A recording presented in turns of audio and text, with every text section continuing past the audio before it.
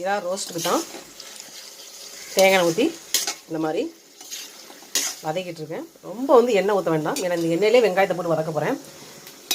அதனால் கரெக்டாக ஊற்றிக்கலாம். ரொம்ப வந்து டீப் ஃப்ரை பண்ணுறதுனா நம்ம கூட வந்து எண்ணெய் ஊற்றிக்கலாம். இந்த எண்ணெய் தான் இந்த வெங்காயத்தை போட்டு வதக்கப்படுறதுனால இந்த அளவுக்கு போதும்.